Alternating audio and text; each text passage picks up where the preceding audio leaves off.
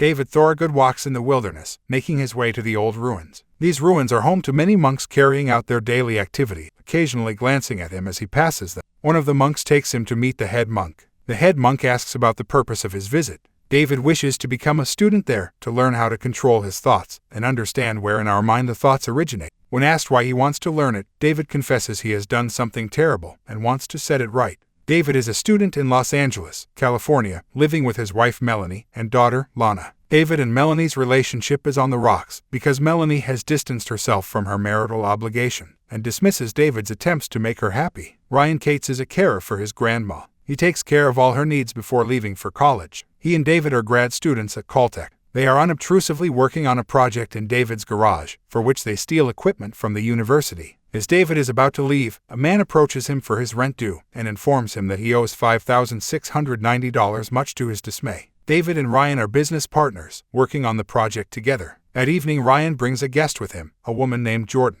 But David gets upset, and asks Jordan to wait outside, while he yells at Ryan for breaking the rule of secrecy. He reminds him that his wife doesn't even know about the project, and he is bringing a girl he has just met. Once David has spoken his mind, Ryan tells him that Jordan is capable, as she is assigned a coveted experiment at the university. He tries to convince David to give her a peek at their experiment, to get her opinion. He manages to convince David, and they show Jordan the headgear they have designed to read thoughts, and deliver them as words on the screen. Jordan tells them she has seen it before, and points out the drawback the device has. Simple words are easy to interpret, but after its library goes above 80 to 90 words, the device poses a problem. Jordan is quite surprised when she hears that their device is capable of remembering 2,486 words. The US military has been trying to get this to work for years, but David thinks there is much work which still needs to be done on their device. Jordan recognizes their device's response time is slow, so she comes up with the idea of using nanotubes to create molecular electrodes that can bond with every neuron in our brain to capture dozens of thoughts that come in a millisecond. David and Ryan are impressed by Jordan's idea. Somewhere else, a similar device is being tested, which is more efficient and produces the data instantly. Melanie comes home and gets ready to go out for dinner with David, as they had planned in the morning.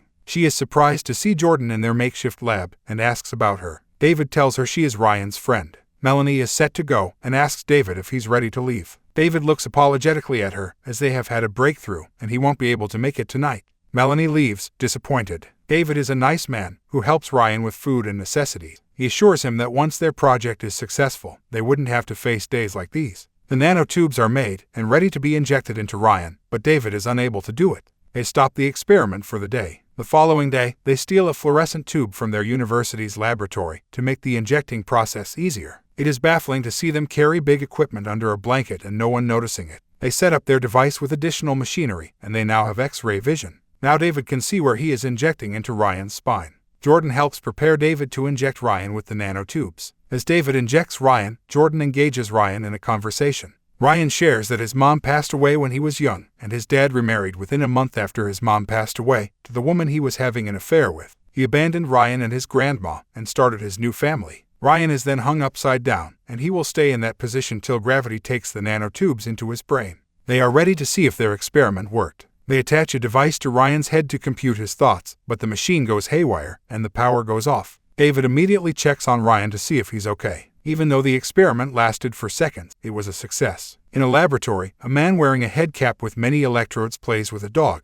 The military has developed a similar technology and is testing it on a subject. They receive the intel about David and Ryan's project. The chief, who is overlooking the experiment, orders the scientist to graft a message into the subject in the form of a thought.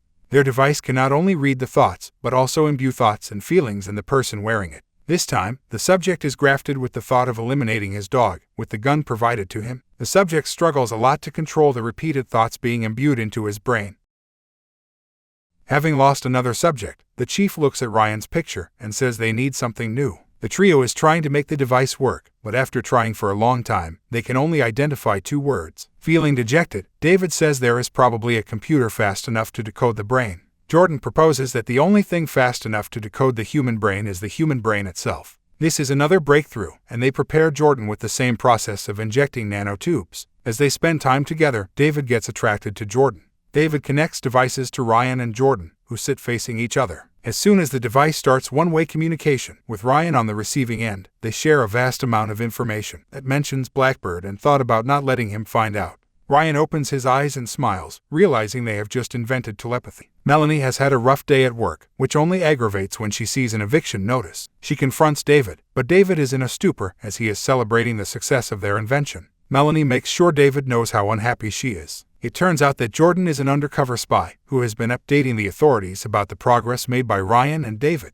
Ryan argues with David about finding investors for the project, but David claims it is not ready. But when Ryan's grandmother passes away, he doesn't have any money for her funeral. Ryan decides to take matters into his own hands and sends David and Melanie out on a movie date. While they're gone, he calls a client and shows them their device. They sign the deal after testing it and give Ryan the money. David rekindles his relationship with Melanie and invites her to experience what they have developed. But it goes downhill when Melanie sees David's infidelity. David claims that nothing happened between him and Jordan, and what she saw was a fragment of his imagination that he had once thought but then suppressed. But Melanie refuses to believe him. The next day after class, David and Ryan are called into the dean's office. Their experiment and the stealing of the university property have come to light. The dean is flabbergasted at their audacity to conduct such an unethical, unauthorized experiment, and because of this, he expels them both. David is furious when Ryan tells him he has a client pitch for the project. But their worries don't end there, as they get arrested for stealing the university property. Jordan gets Ryan and David bailed out. The two best friends' relationship is strained.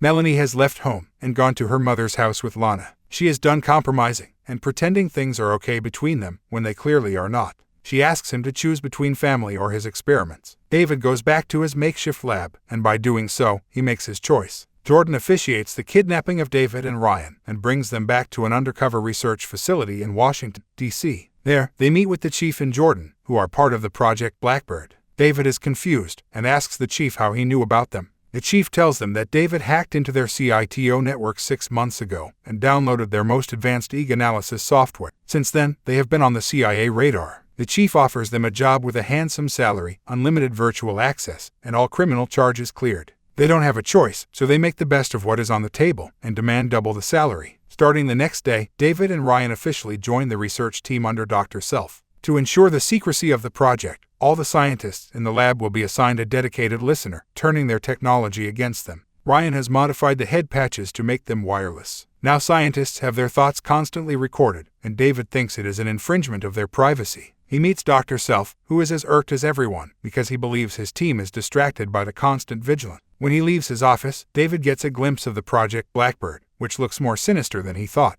After work, Jordan and David discuss how thinking about one thing and actively doing another is difficult for them. Jordan points out that it is like forcing metacognition in a different part of the brain, which is impossible. David asserts that Buddhist monks can do that via meditation. The next day, David tries to go to Dr. Self's office to look at the file, but the chief intervenes. But David is surprised to find the project files in his car. Dr. Self believes in him, and hence he provides David with. Later, David calls Ryan to meet him outside Lincoln Memorial to avoid being heard by anybody. They are sure their houses are bugged too. David tells Ryan that the CIA has launched a new operation where every kid in America will get a nanotube injection, like any other vaccine, before they start grade school. David is worried that there will be no free will left, and every contradicting thought will be considered a crime. David has reasons to believe that their ultimate goal is to implant thoughts. They will sell it to the world as a power to communicate. Then the government will have complete authority to control the thoughts of every single individual, turning them into assassins if they may. The chief had lied to them. They had been testing their prototype on humans for months, but were stuck. Ryan and David's invention gave them a breakthrough.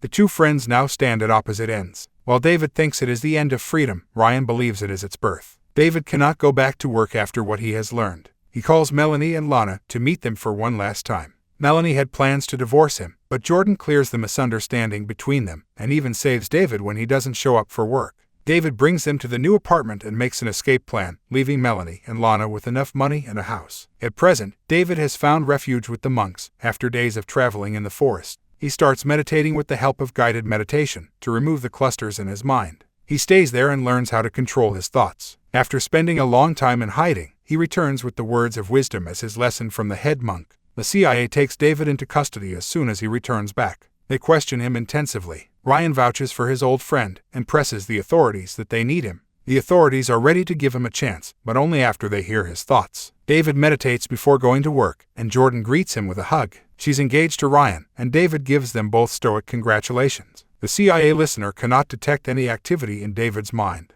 Meanwhile, David infects the system with a virus. Before they can detect what he is doing, he starts a two-way communication, leading to the elimination of all memories and knowledge they possess. They are a blank slate now. Ryan remained unaffected, as he took out his head patch before the two-way connection could be made on his device. Ryan is devastated by the loss of the love of his life, and holds David responsible for it. He takes the chief's gun and points it at David, making him start a one-way connection between them, so David can hear what Ryan is going through. David makes one last attempt to make a two-way connection, as it is imperative to save humanity that the knowledge they possess must be eliminated. But the CIA agents barge into the laboratory and point their guns at Ryan, to make him drop the gun. Ryan doesn't want to let David walk away so easily. A shooting spree takes place, and both Ryan and David collapse on the ground. Ryan lies deceased in a pool of blood, while David blinks as he survives.